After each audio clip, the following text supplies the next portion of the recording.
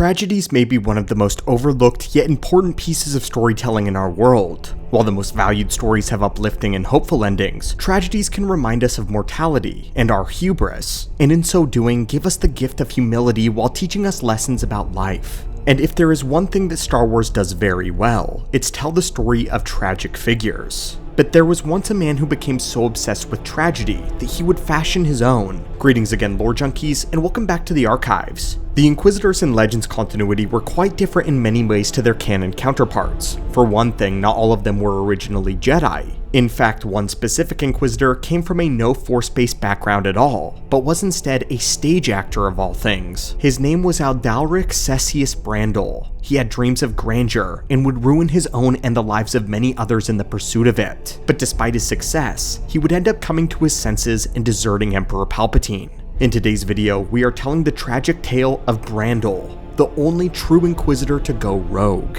The curtains of our story open on the outer rim world of Trulalis, in the settlement of Covit. The city was known for its enormous amphitheater in the middle of town, and the renowned stage plays that were performed there. And of the most beloved actors, there was Brandl. As a young man, he studied under the director of the theater, Otius Otori, in order to become a stage actor himself. He spent many years in the study of Otori, who was a harsh taskmaster. He would accept nothing less than perfection from the young actor. And to ensure that Brandl was being honed towards perfection, Otori forbade him from practicing parts of well-known plays until his skill developed to a level that was acceptable to Otori's critical opinion. One such play was Ul Ero Koing, which was an extremely famous play. Otori did not even allow his protege Brandl to read it until his acting skills reached their peak. During his studies, he would meet a young woman and the two would end up falling in love and get married. Little is known about this woman, not even her name, but it is known that she agreed to join Brandl in his ambitions of performing out in the wider galaxy, and to achieving more and more fame. Once the actor was 30 years old, he was finally allowed to read the play, and he became enamored with the lead role. Journeying off the world, he would perform in many different plays around the galaxy and stars, gaining increasing popularity with many different audiences and creeds. And at long last, he would play the lead role of the prince in the play. The play is ancient, having been adapted directly from Old Corellian. Old Corellian is the language used by the ancient humans of Corellia back before they adopted Basic. It translated to the Trickster King. It tells the story of a foolish young prince who earns the ire of a mythological being with his impetuousness. Act 1 opens with a kingdom built in the middle of a dark forest. In this kingdom, a good and a wise king has just died, leaving rulership to his son, Aegean Prince. This was the role that Brandl himself played. The prince was unsatisfied with the size of the kingdom, and immediately implemented his plans for an expansion. He sends several servants into the forest to mark trees for felling, but the servants eventually do not return. The disappearances cause a panic in the town, and the elders believe they have been spirited away by the Ul Ero Koing, an ancient spirit that rules the dark forest. In response, the prince sends out several messengers to invite the spirit to his palace. But in Act 2, when they also disappear, the prince becomes infuriated and decides to force a confrontation with the spirit by sending in an army instead. Unsurprisingly, they too vanish. The townspeople become furious at the prince for sending their loved ones to die, and they start a commotion. The prince, now angry at his citizens, uses the remainder of his power and army to force them all into the forest. Both the citizens and his army vanish. The prince is totally alone in his kingdom, save for his hunt servant. Now driven only by his desire to meet the spirit, and unable to admit his arrogance, he sends his last servant deep into the forest. Now he is all alone, until the spirit invites him into the forest via a dream, promising him safe passage. In Act 3, the prince wanders into the forest and is stuck there for 10 years, unable to escape the illusions made by the spirit. He is haunted by the ghosts of those he had sent in ahead of him, all of whom had been turned into trees by the spirit's ancient power. After a decade, the spirit of the prince's old servant leads him to the edge of the forest, where the spirit awaits him. The spirit offers the prince a compromise. His kingdom's subjects will be restored if only he will bow down to him and call him master. The prince is pushed over the brink of madness at this offer, and proceeds to burn down the forest. Robbed in the charred remains of his former life, the prince comes once more to the spirit, telling him that the charred remains of the kingdom is all he deserves to rule, and is the only thing that the spirit may take from him.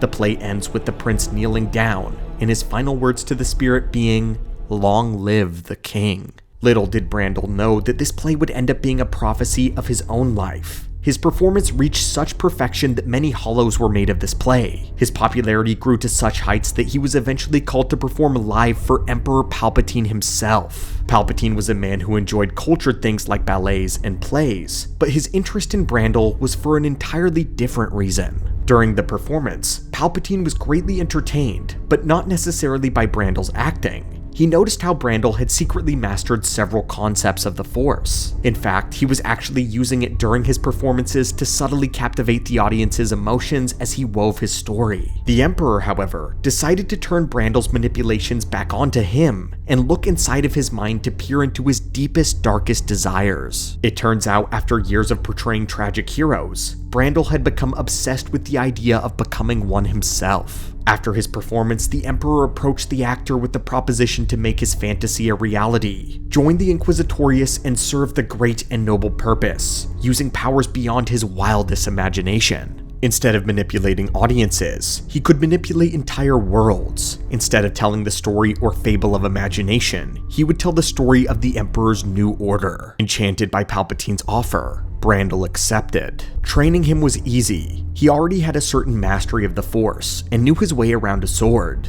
Many of his plays involved swashbuckling action, so he had already been classically trained with the blade. He only needed to embrace the dark side, and his journey would be complete. He would have been an Inquisitor during the latter years of the Great Jedi Purge, and while the initial waves were over, Brandl likely would have been a part of the cleanup following Vader's rampage. Adalric Brandl would be one of the finest Inquisitors and would rise through the ranks to the level of even the High Inquisitor. In the process, he also became one of the Emperor's favorites. But although he was currying the favor of Palpatine, he was losing the favor of his family. His wife was very unsure about his new line of work, especially considering the dark side and the effect that it was having on her husband. By now, she had given birth to a son by the name of Jalib, and was now concerned about his future due to his father's new demeanor. Soon enough, in 13 BBY, Brandl was forced to choose between his life to the Emperor and his life to his family. Knowing that he was conflicted about the choice, his heartbroken wife took their son and returned to their home planet.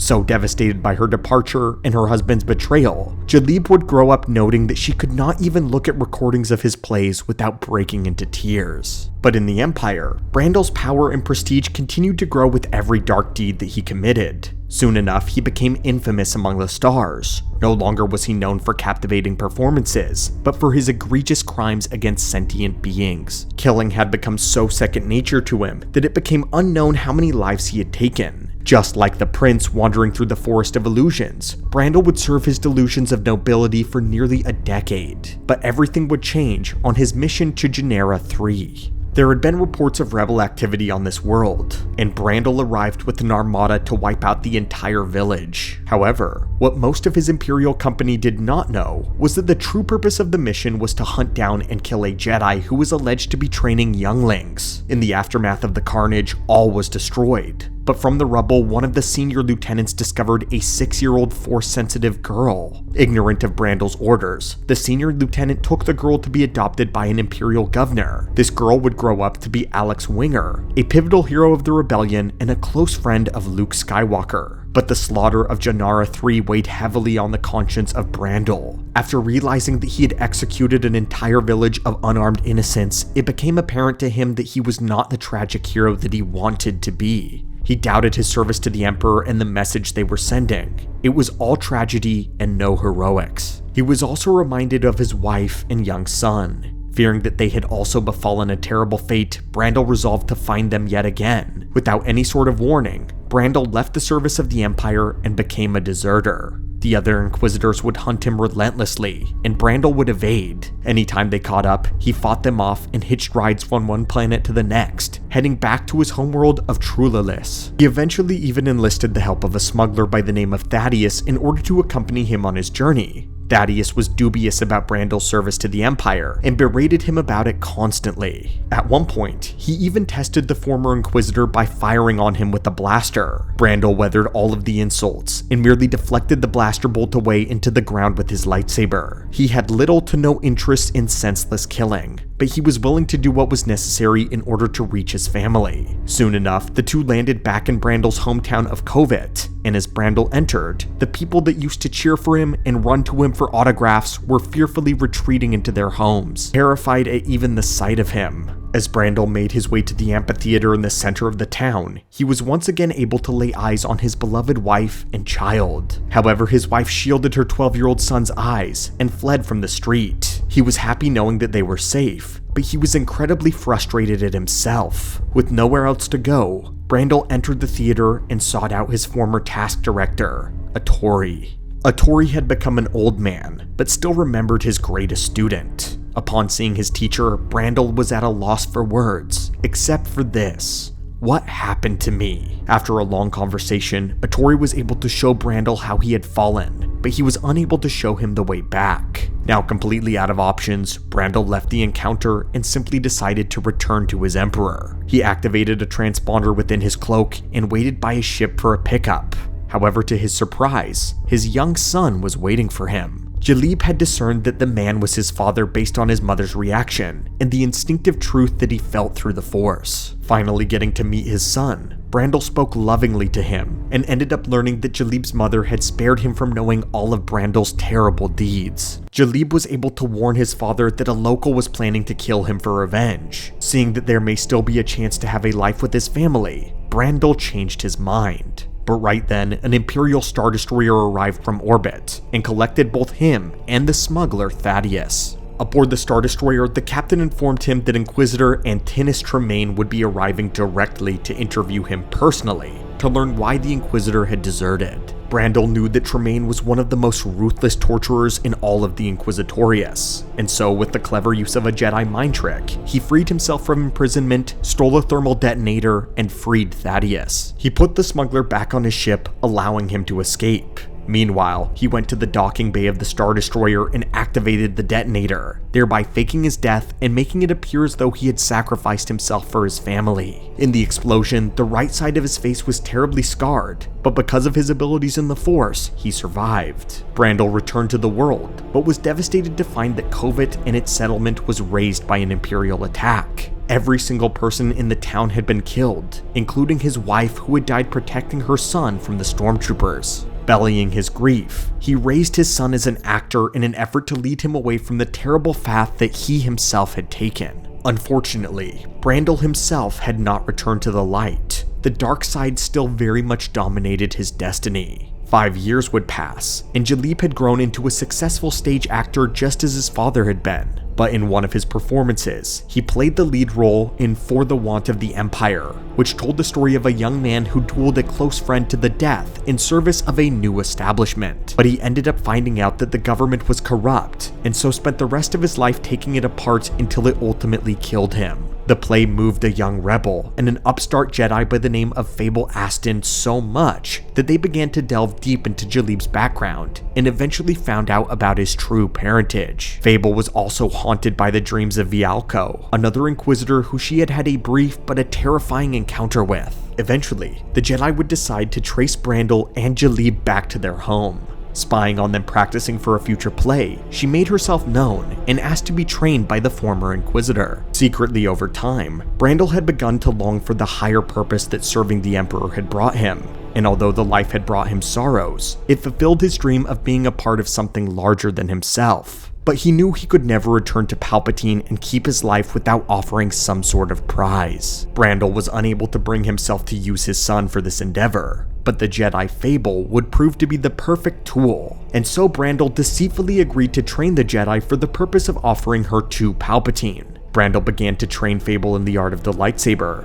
However, Fable was very poor at the exercises, and it began to enrage Brandl, who needed her to quickly adapt. Jalib took pity on the girl and defended her from her father before deciding to teach her how to excel at training himself. At first, Brandl was pleased when his new student began to show promise, but became infuriated yet again when he learned that Jalib and Fable had fallen in love. He then sent Jalib off-world and contacted Palpatine, telling him of the prize that awaited him. As a final test, the Inquisitor Vialco that had haunted the young Jedi's dreams was sent to the world to test Fable's skill. Using the techniques that her master had taught her, Fable disarmed her opponent and left him lying on the grass. To complete her fall to the dark side though, Brandl ordered that she kill Vialco, but Fable hesitated. To force her hand, Brandl created an illusion of Vialco reaching for his lightsaber. Fooled by this deception, the Jedi decapitated Vialco, but later learned of her master's treachery. Frustrated that Fable had not completely fallen, Brandl made plans to take her to the world of Biss and to have her be turned by the Emperor himself. However, once Jalib realized what his father intended to do, he returned to the planet. Jalib freed Fable and sent her on her way into the rainy night, while he decided to face his father. Seeing his young son in absolute defiance of his words, Brandl was overcome with fury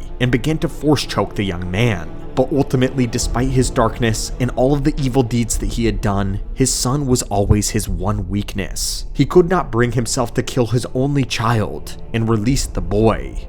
The last time Brandl was seen was in the final curtain call, where he retreated back into the dark confines of the amphitheater. The story of the Inquisitor officially ends here, though there had been plans for his tale to continue. Originally, he was set to re-emerge after the fall of the Empire, leading his own faction that fought against both the Imperial Remnant and the New Republic. But ultimately, his content was cancelled, leaving Brandl's story on a very sad note. Brandl was obsessed with becoming a tragic hero. He got his wish in the worst way possible when his life echoed that of his greatest character, the Prince. Like the Prince, he was not content with small things and pursued grandeur, ultimately finding his own spirit and forest in the form of Palpatine, the Emperor, the Dark Lord of the Sith. In the end, the Inquisitor's arrogance and desire for more led to him burning everything that he had once possessed and loved. He was no mere Inquisitor or servant of Palpatine, but a slave to self-ambition and a fantasy that cost him everything. The tragedy of Adalric Brandl is almost the inverse of that of Anakin, where Anakin went to the dark side because of the people that he loved. Brandl fell in spite of them. He got to the top of the world, but even that wasn't enough, and he decided to trade his family and even his soul for what he thought was a greater purpose. By the time he realized what he had done, he tried to turn back, only for his past to catch up to him. In the end, he never truly found his way back to love or family, because he still cared too much about his fantasy. The only reality in Brandl's life was his son, and he was at least unwilling to sacrifice that.